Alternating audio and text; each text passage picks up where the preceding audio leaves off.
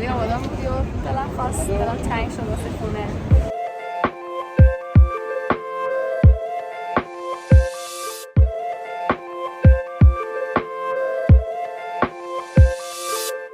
خوراکی ترمز بدمزه بود، نه کیک بدمزه قناعت کردم، واقعا گرسنه‌ام. نظرم مرسی، منتظر خواهم برسیم برم غذا بخورم.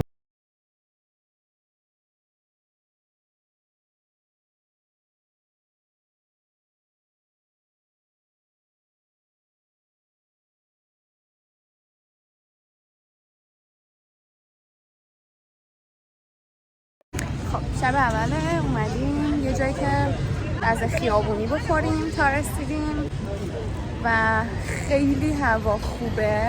ببین هوا یه چیز تو مایه‌های شهری برای تهرانه.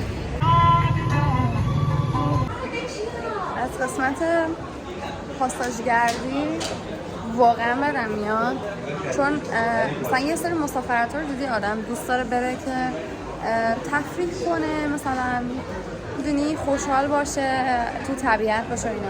یه سری مسافرت‌ها هم دوست داره بری خرید کنی. خب واقعا مثلا این مسافرت قشم برای من اصلا خریدی طور نبود، یعنی وایب خرید رو نداشتم. خب به خاطر همسفران اومدم سیتی سنتر به محض ورود و باحاله، بد نیست، جالبه برای من که خب مثلا توی آبادانم و تو خوزستانم خب ما خیلی از این جنسای اینجوری داریم، خیلی چیز واوی نیست واقعا، یعنی هیچ احساس نیازی نمی‌کنم که این چیز دیگه بخرم. ولی خب بچه‌ها که از تهران اومدن براشون مثلا بعضی از تهلنج فروشی‌ها و اینا جذاب باحاله، حالا دارن خرید میکنن و منم همینجوری میچرخم توی پاساژ تا خریدشون تمام شه.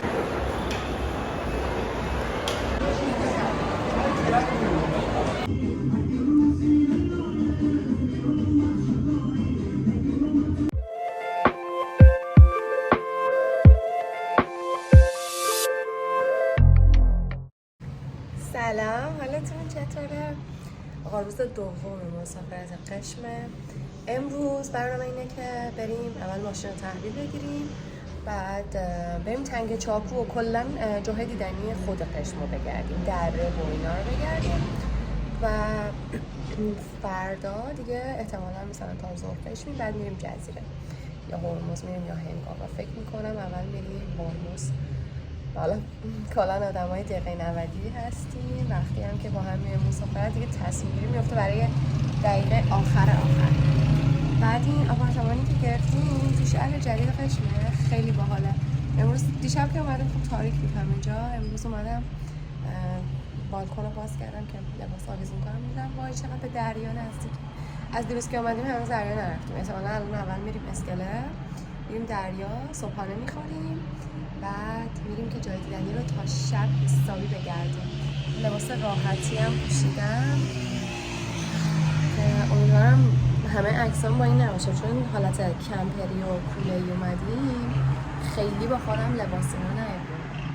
حالا بریم که چی میشه دیگه، ببینم.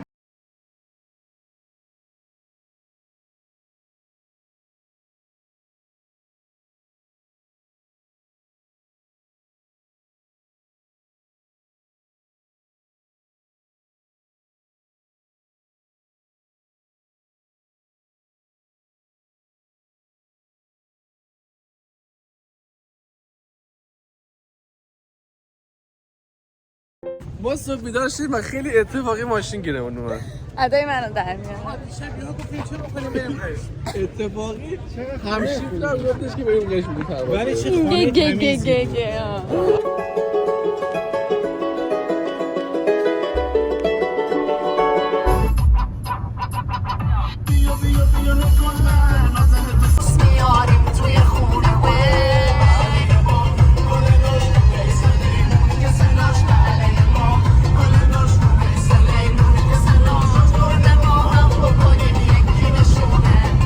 Sole di Gherus, migliori, tu e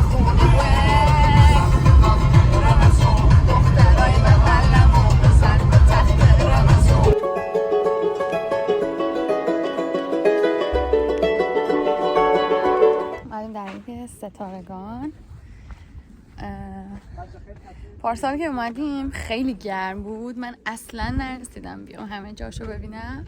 حالا الان آفتابش که خیلی تیزه ولی یه ذره هوا خنک‌تره، تصمیم گرفتم که بیام یه ذره بیشتر وقت بذارم مثلا همه جا رو بگردم.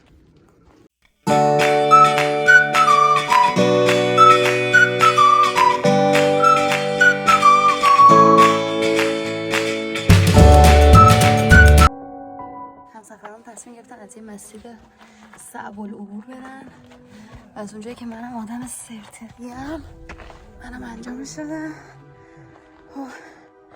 از اون زیر اومدیم بیرون.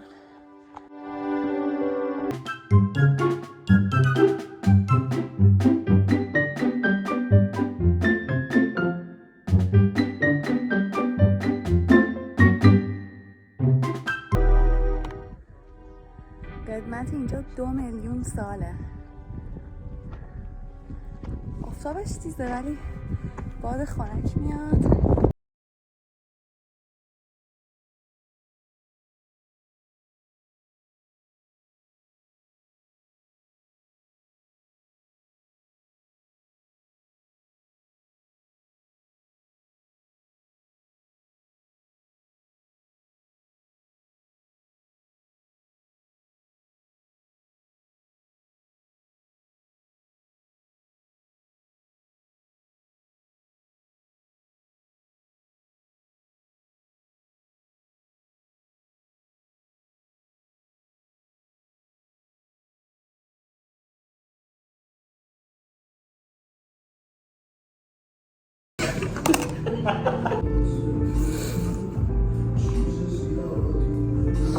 نکنیم تو بریم یا بکشیم با جرأت نداره رو نگاه کنه.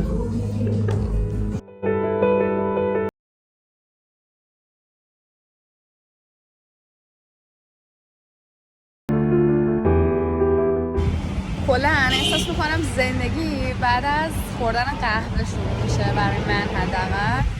حالا قهوه‌مون رو توی این کافه خوشگل خوردیم. اینجا البته تو روستاه ولی فکر می‌کنم صاحبش از بچه‌های ایرانی بچه‌های تهران باشه و قهوه خیلی خوبی هم خوردیم. الان واقعا حالم خوبه. بچه‌ها رفتن این ذره تجهیزات بخرن که بریم فردا و پس فردا می‌خوایم کمپ کنیم تو هنگام، بریم که ببینیم چی داره این مغازه. اگه چنل رو تا حالا سابسکرایب نکردین سابسکرایب کنین حتما و منتظر ویدیوهای دیگه هم باشین.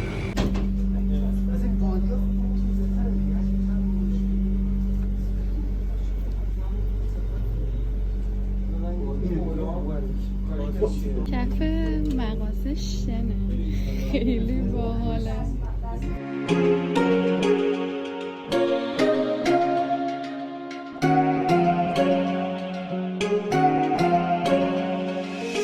خب داریم میریم تنگه چاکو. تقریبا 1 ساعت با ماشین راه اومدیم.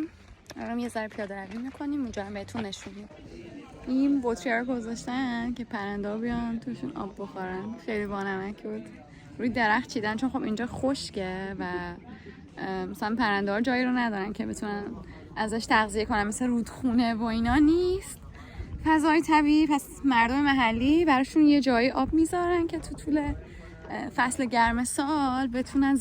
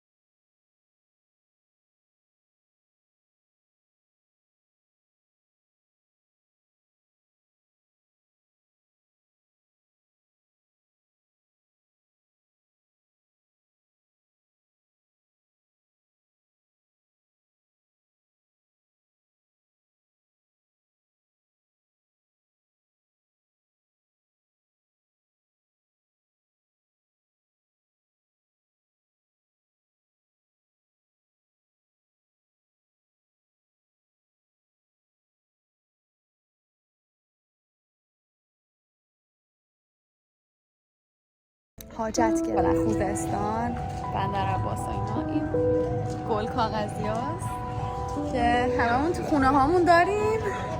تو حیاط از دیوار حیاط هم میزنه بیرون.